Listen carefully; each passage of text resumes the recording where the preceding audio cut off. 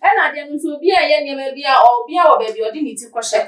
Okay. And to know the I shall the air can it can be true. Okay. It can be false. A bit me about say or the nako baby were introduced into a camp beer. Some years back, no send on your enemies. They were friends. Yeah. And to some madam for no, na me no one antipaying at least a week cry. Maybe one or two things about you. Okay. What I say. Sometimes no obi a person of pain. Obi a person or young more. Who say oh to competition young more pressure. And to competition now what more. Obi see kindly be. Obi a person no kasa yes. Okay. Diamond saying so no dealing with gold and that estate near dear sika. Now we feel go near dollar see pack. What I say, enti aye challenger obi a person no so e branding who be who push mu enti anu wo betimi a fight over power to me. Okay. To me I the commanding member. To me I the control member. Obi betimi a fight over it. Chiflos Anan, the doubting Thomas. May come for a year Nana for spiritual and herbal center Ediamo. At Kota may come for almost a video be a home what's in it. A one time, some because a drobian cadem. Yes, a drobian cadem. When they were area for us, we and say arena out here. We catch no say, let's say, I are sending Ghana. There's a happy, I are sending. And I'm for spiritual and herbal center. See, we are here, or better than 10. Osi afomema obibia akwaba shonko ede eba to ma GHS so na enne de ya me ne wo kasa de enye ensem pole ai ensem big ensem akese enne na me ne wo kasa eya Aisha Modi she loves to boy wo de aba na wo ba ya hwan no de ebebe sua eye ne so na chese eye ya nkasa ye nua ba Diamond Appiah ai ya nua ba Diamond Appiah chese ensensim bi a wa bebie eye eso wo chire ma chese eye aba ya no wo join it all court enti wa oto asase wo no me na oye real estate ni won kwani bansa ase ni ehun kwani bei wunim na wudi usika ekokoma na ka ehun se wo de ko ekokopiem wo honom na wo no ye Aisha Modi no ye de no kopiem mu e wo honom mu bia jese de ba ye ni se ye bedi ne to enu nti wo ye na je se da bi se wo be kwa join ne pan ye bedi ne to de ne obepe ni ba bi e de atena na abaya ni sika wonya no jese enye sika no enye ba bi pa enu wonya ni sika no edi efri na ensem de wa buruburu eye ebisopa eye yanko ni kokoti emane ba de ka hon me de ba ababesom Maame che onyaye so me Diamond Appiah obaje giant se wo kwasia ba me se okot ni join wo de me koy na me se me join wo de me koy ye se entumi ndi me twe na me tru na ye bedi kwasia na me di mebusuafo nyina Diamond me se bra be che wo maame na wo papa aboa wo papa kwasia mpanyin kwa wo ntumi nkodidi na tem wie so wotumi tena wo didi kwa me despite atem me se ochena wo bedi wo papa tru mu te se na edu tru mu no Jimmy for ba a obi ato ade atwa wo ka wie anka we ya asem fa me pers mama keke no wu dane ade no ntokwa bedidi matam be keka nsam enimu eni de wo mu nyina egumi so ochena oba na onyaye so me mema wuye me hwie te se rapture hwe nkrofo to ade kra wo ho abosom so na wodi sika no ko bosom so na wodi sika no ko kwasia ochena be se ochena de me ne wo mienu ebe ye wo Ghana e na wo si asase no me ma so Diamond Appiah asase no makoso media hwiane blocks akogu asase no so me se mekire wo nyansa se wo so wakoskus wagya wa adwen wo fie Jimifo wo ma bi kwasia mpanyi no wo na wantumi anhwa wo no na ode wo koma orphanage na orphanage ahwa kwasia ba be kire wo busuafo Jimifo wenye sika bo dam ka chenkofo se kwa wo fa so odinya wo sika kwasia wo so me say ochena me reserving semini before ochena wo your barbara life mami na yenhia se wo so we Jimifo ba nkrofo toto asase no disika no kogu omo banka na wo twitwa madam wo sika wo nkwa na wodi wo sika wo papa kwasia mpani no ohye wo maame nyinsen na wanje na wo maame kwasia mpani no obewo ya ono so entumi ahwe wode wo ko orphanage no aboa bra na beyi wo busuafo pa passport beto wo no na kire Ghana fo wo age abre what so wo kankan wo fun obanya nyan oba me say wo ochena bra life mami Foti Monday ni nyina wa ye mpanyifo ne me akasa se minja obi obeto asase wo Diamond Appiah obi Diamond no okot odi musika no okot odi ko okot na abusuya se de eye Aisha Modi de nsem no abetu edwa no eno no allegations awode emma anaso odi egu Diamond Appiah eso na madodo na ebuza se adenti na wo man Ghana ye wo mu wo bia enye sika obi timi ba abontin timi ba kire say we sika wanya ide enye sika papa enye nyame na ehira no enye dwumadin bi na waye anyam bia e wo say obi life ekwan ya nipa ne fa so wo brene no hu nkro ne banyina no won fa mamato abontin e ma obi ahu say da bia e dey wo so cement wo je eye ba dey eye na wabo sika na no de adru sampempen so no ansa no watimi adi eye ni yie di ana say ne bre so aba anan ense we Empress and ewa ha no ma me no ebedomo esuko Empress mo akwa ba bibi abokode obade na do yeda Crystal ase ya Aisha modern sema wade aba allegations or di egu diamond Appiah so no na magana fo etirimu wo mo kesene ne se me te hanum se me ye eye dwuma bi se me free hanum na me kona se bia me kokosi obi nuoma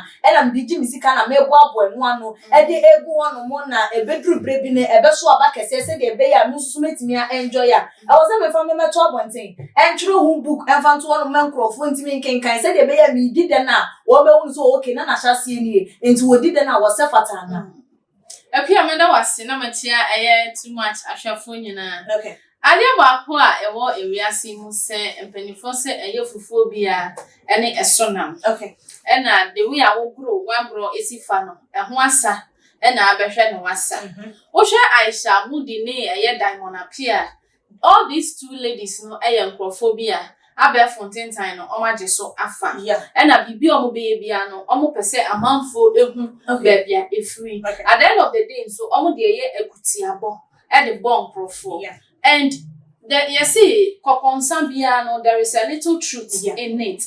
Osha these young girls no ekwanya wo fa so abonye sika all of a sudden na boom was spending big money and stuff. Unim say obi wo hono mo na the parents no e build the future e de man no deda.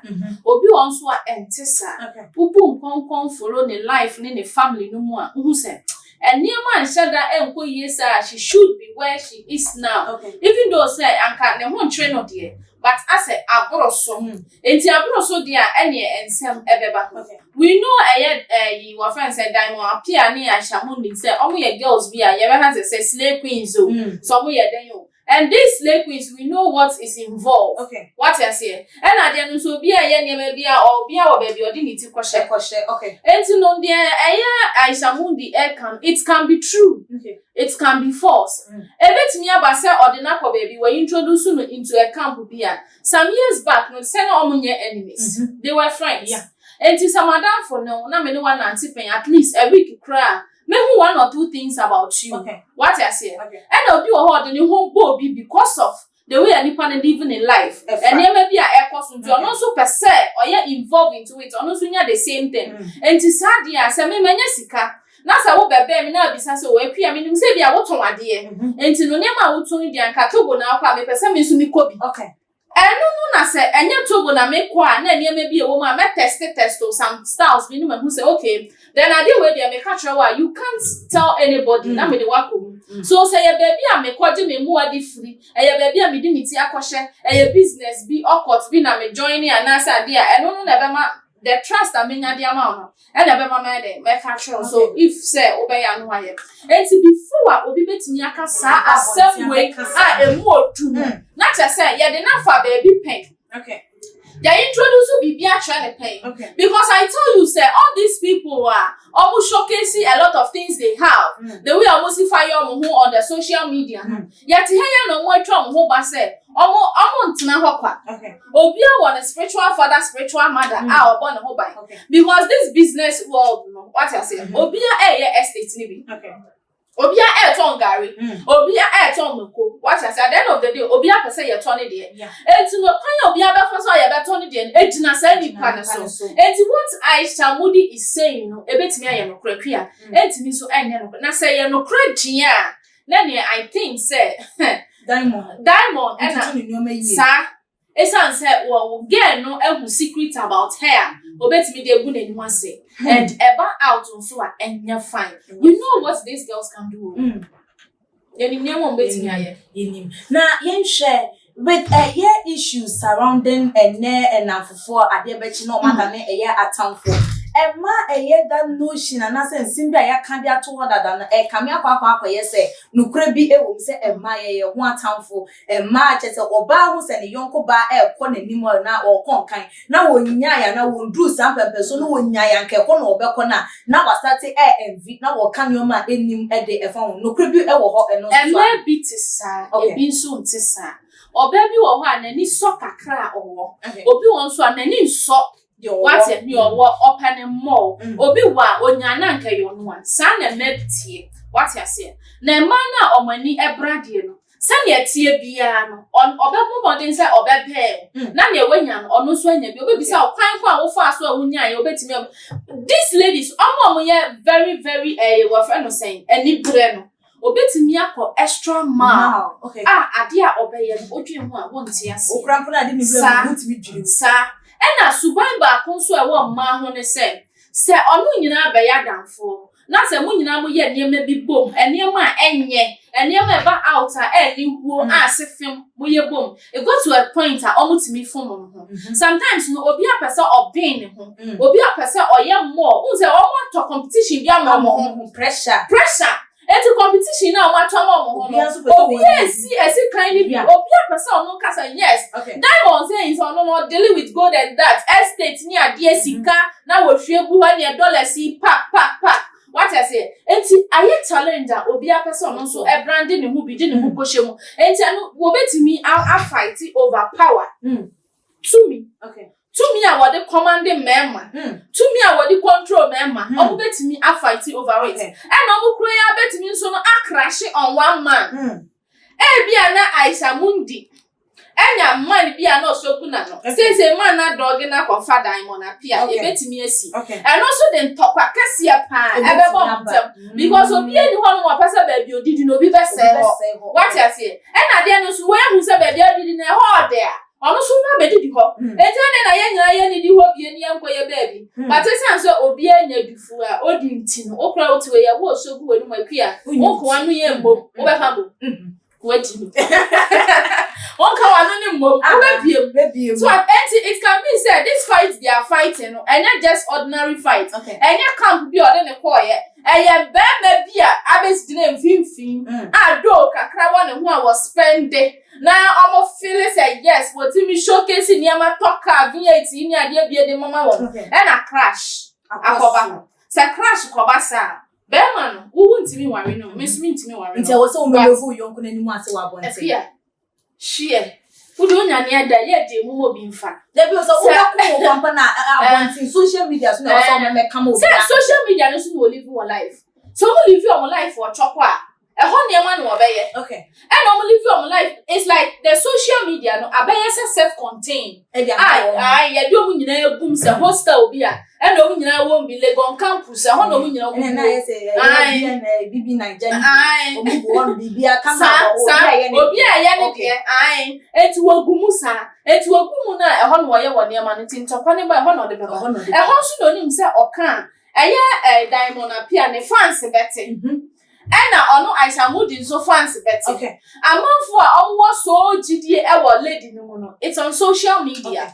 What I say? Enti e ho no pese ogu nani ase. Onfa nkoni fie eno ho na beti. Obi ante. Enti ofa mi no ofa ni phone nyame ya na doma. Watimi ato phone ibi no wo camera no so no nya data gusu a. Eni obese business. Yedi ya common no eba eye na wie ye no. Afoto ben na eye emabunu no emfa enfrisa anyoma ekoso no emu. Bibia na ahu no social media so a ewo se nti no wo mprese winya eye ebi ana. Appiah, you say not all that greatness is gold. Yeah. Enye bibia hyenhyen bia ne sika akọ. Enti no se wo hu se obi eye niema bia na enkase sa na me so me say na me pese me obi kra iPhone. Ene iPhone eno ne so kwa santimama ye didi mofren. Ene Indomie. Enye se obi edi Indomie sunsu bedi bi mpacho. Fufukisa na wo maame anu asi ho na ade ate so hiti na di. Eno na beboa wo. Ane phone unya ye wanya nso atena obaby because obi wo ho no mu a na ekwan ye ofa so edi nya ne phone no enya sam keto ekwan ye ofa so edi nya ne dan odi nya ne car watim emu wani mmere obi ade eno ne asam no bre na nya wo de na nya wo de na wo enjoy ya no na mfa so wo na se obenya ahodi a wo da wo ntimi na de na akoda musie ye de Madam Kame Kwan Katu Hofo. Nkatu hufo Empress yebeda eye wase abusua also wadwentwe fa ensemi ho ene sen fabra ebeto your comment section like your videos no share on all the social media platform so media ene Appiah sikapa makra